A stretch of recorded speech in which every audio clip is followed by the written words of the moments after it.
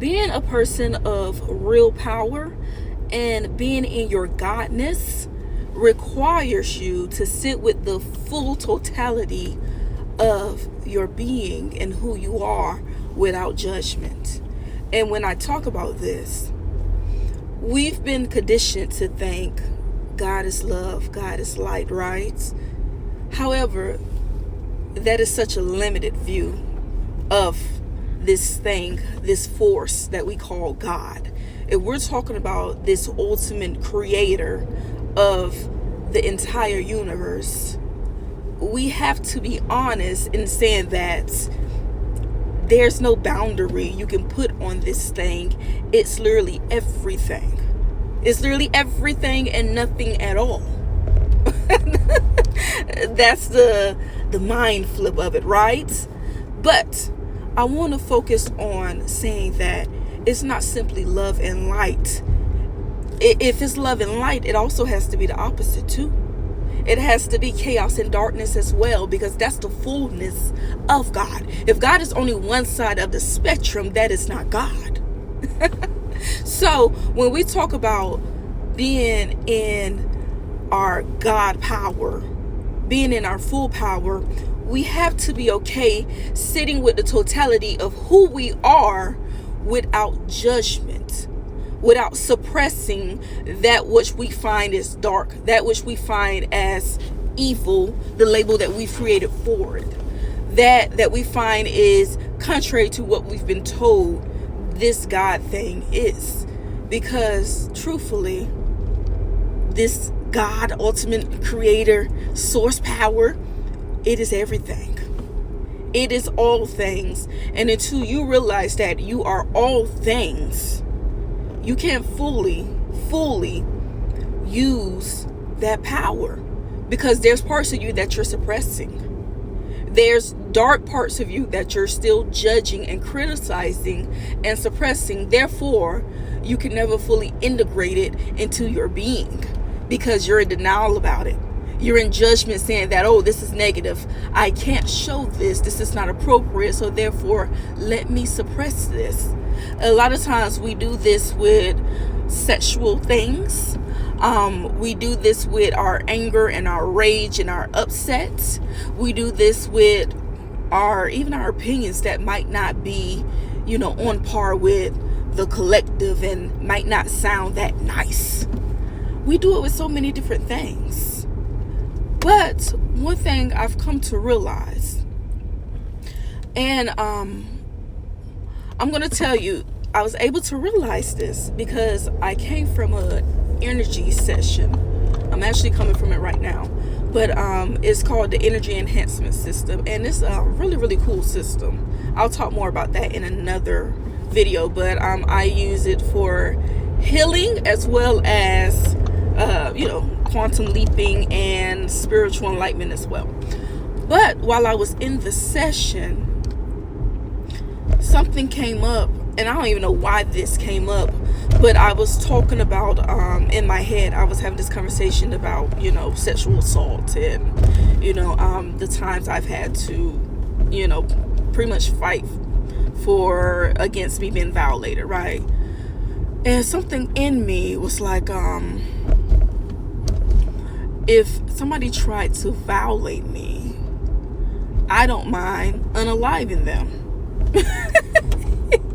And it went on into this continuous conversation of, yes, I will unalive a person that is attempting to harm me or violate me. And I will do it without any type of remorse. I'll do it and I'll go probably eat dinner. Like, I will have no type of feeling about it. I can be very ruthless about it. And I'm having a conversation with myself about this. And one part of me wanted to feel like, well, is there something wrong with me feeling like I could take somebody's life without feeling any type of remorse about it, without thinking anything about it? And another side of me was like, well, no, because some people deserve to be unalived. Some people deserve to die. They deserve to go. And even got to the point where, as I sat in it more and didn't attempt to necessarily judge myself, but allowed it to kind of build and get as big as it needed to be to express itself, it even got to a point of it's like I would kind of low-key enjoy doing it. And I was speaking to myself saying, people who violate, children and women, I feel like they need to be expedited, decommissioned. You know what I'm saying? They need to be taken out back and decommissioned permanently. And then it was like, and I would love to be the person to do that. So stay with me. So now I'm in my head like, girl, what? But it was something that was like, I would actually almost get like a joy out of it. Like, ooh. And I could picture myself like, taking the action to do exactly what I was talking about. And there was almost a joy or excitement within me to do this. And I come from warrior people. I come from warrior people. That's just, it's in me. And during my ayahuasca ceremony, I was able to see and get a feel for these people that I come from, very close, like very up close and personal. And these people were very ruthless warrior type people, where on one hand they love and they're very nurturing and they'll take you in and feed you and clothe you, but on another end they will kill you with no second thoughts about it. And I have family members that have been in prison due to harming people who have violated, due to people that have violated our family members. Like, it's a known fact in the family where, our people are killers. I mean, my grandmother has, my great grandmother has a mugshot from the 2000s of when she shot her son-in-law, and they arrested her. So it's just like, I come from people that violence, especially in the face of injustice, it was a necessary evil in a sense, right? And even with my own mother, I've seen her go to lengths of where I could tell that ruthlessness has been there. And I could tell that just the violence, if you get what I'm saying. So it's not very foreign to me, but this was the first time where I sat with myself, instead of shutting the rage and this warrior energy down and this ruthless killing energy down. I let it be in its fullness without judgment, and I allowed myself to sit with it regardless of how uncomfortable it is, because I've lived a life of being very contained, very non-violent, even though this violence type energy, this warrior type energy, this anger at injustices within the world, at abusive situations have been within me, I've stayed very, very contained. And it's because growing up, I've seen so much non-containment that it's kind of made me go to the opposite end of being just fully out of that type of energy, because I seen that it was so destructive when it was non-contained, right? And I'm going to tell y'all, one, the non-judgment allowed that very part of me that is me. I have to embrace and accept that this is me, and that's okay. It's not right, it's not wrong, it just is. But it allowed me to sit in the fullness of that. And as I was sitting in it, even though it was uncomfortable a bit, because it's uncomfortable admitting that you may have the potential to harm people and kill people with no remorse. Like, because of how our society is, where, killing is wrong, murder is wrong, even though The holy books are full of killing. We've had this programming that, you don't harm under any circumstance. And it's like something in me just feels like, nah. So it was kind of uncomfortable sitting with it because it's so against the norms. But as I sat with it and just allowed it to be, I wasn't trying to analyze it. I wasn't trying to figure it out. I wasn't trying to put a label on it. I just let it be.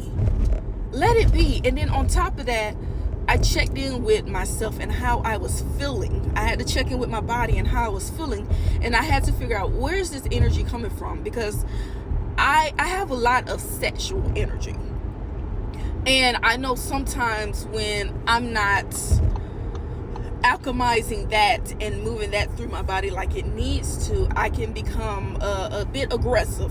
So I had to check to see what area on my body is this coming from. And it was the heart chakra. It was within the heart. It wasn't within the sacral. It was within the lower chakras. It was like my heart was, it was generating from my heart. So this is kind of relatively brand new to me. So I haven't fully worked through it just as of yet. I just let it come forward without judgment.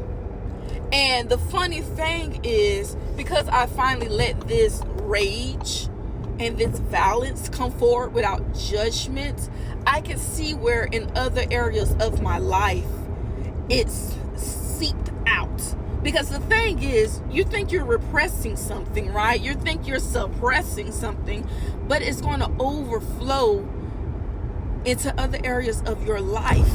And it's going to come out. And because you're repressing and suppressing, it comes out in such a confused state. It comes out in other areas where you wouldn't even think it should be coming out.